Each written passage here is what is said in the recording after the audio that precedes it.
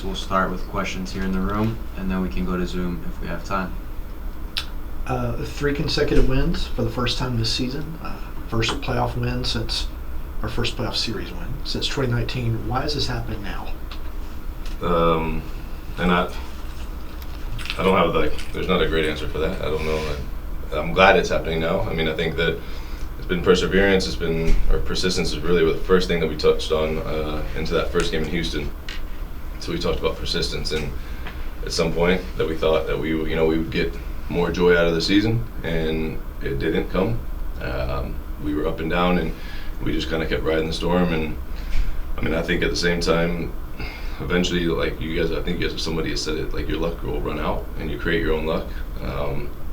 But the one thing is, it doesn't feel.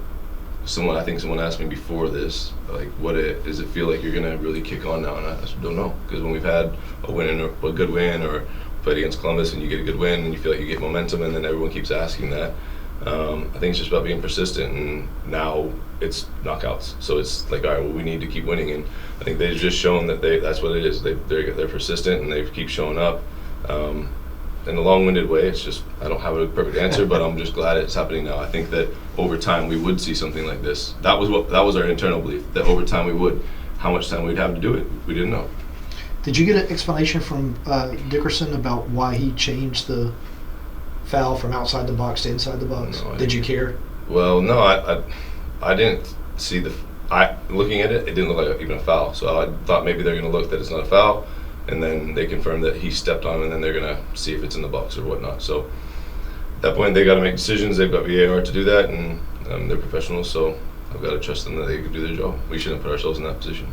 How much work did y'all put on executing and I guess defending penalty kicks going into this wild card round? Did y'all spend any more time on it on Monday than usual? No, we didn't talk about it, because I thought, let's go to win the game, and that's how we executed in the first half, to go to win the game, and knew that when it gets to that area, we've been in it before, so we prepped as a staff. We were ready to go, and when the moment came, we were ready to make the decisions there. And Brad's been great all season about penalty kicks, and I just like that they had a togetherness.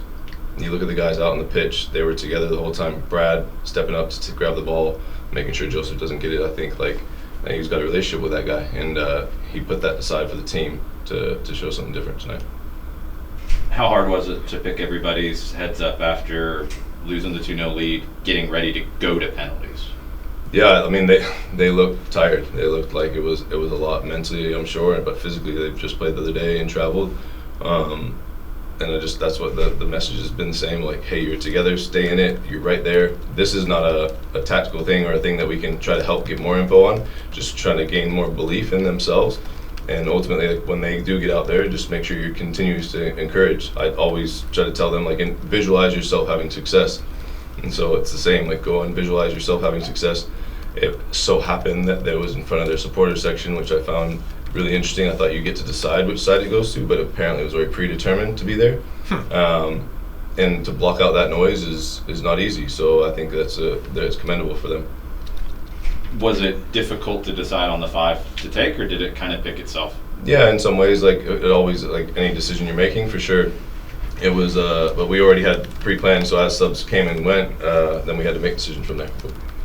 The decision on the subs with Pedro having to come off, Tyler coming in, and then later having to pull Tyler and Abram coming in, how did all that work through? Yeah, I mean, that one was a little bit frustrating, the Pedro one, because at halftime we knew that he had a knock, so we were checking on him and hoping that he was going to get through it. And we asked, it's make or break, can you come out, because we don't use a moment, and then we can make adjustments from there.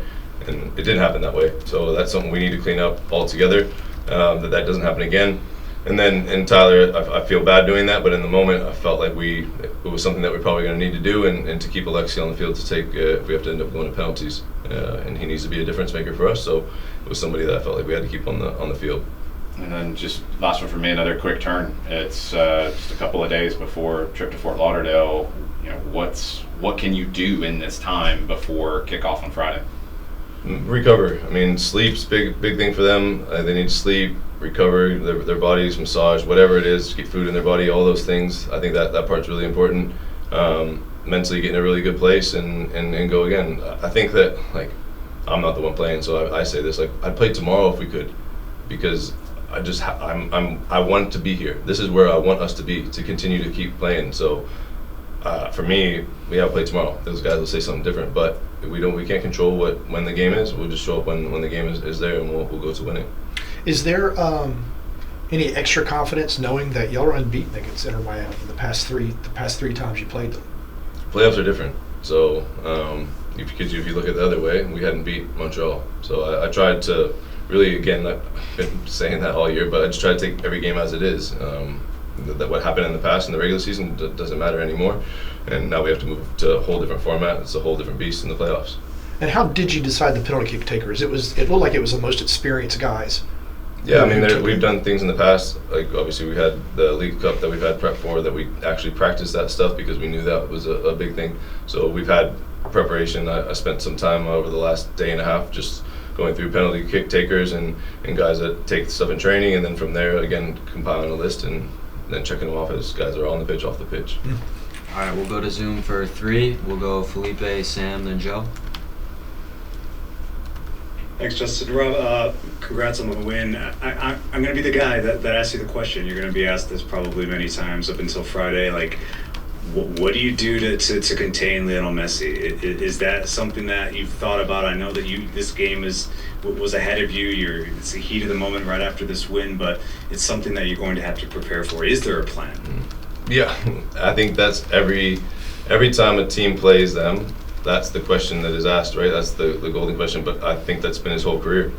Like he's arguably the best player that's ever played. So we've faced him a few times, and we know obviously his qualities, but also at the same time they've got other players that are good too. So there has to be a focus on him and also his teammates around him. And we know what the games are like with them, so we have that experience. Now it's going to be a different format. Playing in Miami is always a different beast with weather and all those things. So he's a talented player, and we need to talk about blocking areas and just be hyper alert when he's on the pitch or where he's at. We need to know where he's at and also stop the other players from actually getting him the ball.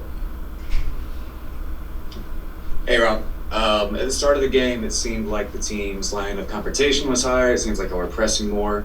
It seemed almost like a 4-2-4 at times, pressing up. What was the thought process behind that, and how well do you think it worked in this game? Yeah, it was. We were trying to get not a higher line of confrontation, but just an organized compactness of the group and pick up on pressing triggers. And in a short period of time, we tried our best to do that. I think they're a really good team. We've seen them evolve through preseason in their way of playing, and we knew it would be a tough task. But we thought if we're really organized, we can maybe steal one and catch on the counter. Which in the second half we proved that a little bit. But they did cause us some problems. The 4-2-4 wasn't exactly the way we were looking at it, so there's some things that we will need to look to shore up on how we can trigger pressure and be a little bit better there. But yeah, I don't know, the height of it wasn't really the big concern. It was just making sure that everybody is together and compact. Yeah, Rob, and then I just wanted to ask you about the team's ability to create chances tonight. Over 2 expected goals created on the road, obviously in a tough game where these guys' legs were worn down. What did you think was clicking for some of these guys, especially those ones you were talking about on the counterattack in the second half? Yeah, I mean, they started to take more risk on the ball, so we were able to be, once we were more organized and more disciplined, we were able to get a foot in and then catch on the counter. From there, it's just decision-making on the counter. I think it was the same thing when we were here down a man. It was down to the decision-making. We went over some stuff yesterday in video about it. It becomes really difficult. There are players on the field that, one, they've got the motion of the game, they're tired from running, the ball is moving, an opponent's going. Like, there's a lot of different things, and so from there, it's like picking the right pass or the right shot. From there, or is it composure to keep the ball in the final third. But I thought that, I'm happy that we created some chances. In all honesty, we should have put the game away. So I'm happy we're moving on. I won't be the grumpy guy right now. I'll enjoy this and then be grumpy later. All right, we'll stop with Rob there, and we'll have a player up next.